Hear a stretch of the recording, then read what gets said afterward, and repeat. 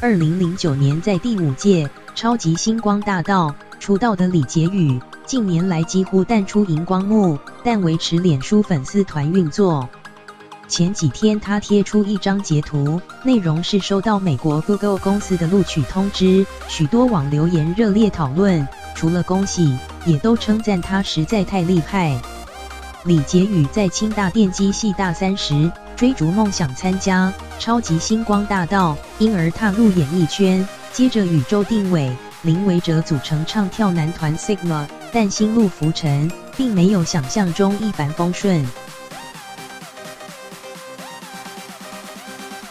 2015年，他决定出国念书，经过苦读与考试，2年后收到大学录取通知，接着赴美就读。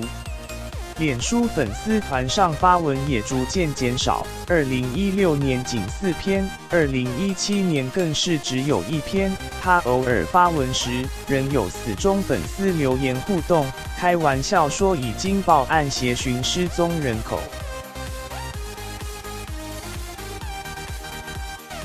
就在2月14日，李杰宇贴文告知大家近况，说自己从大学差点被退学，到近日接到 Google offer， 这10年真的经历了好多，很开心可以加入这个大舞台，也期待各种人文艺术的碰撞，一路上要感谢的人太多，就感谢天吧。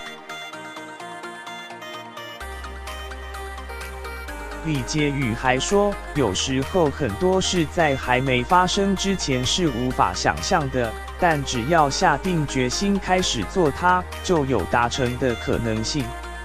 消息在网络上曝光后，不少网友大赞他真的厉害，进 Google 真的猛，这转职太成功了，太神了。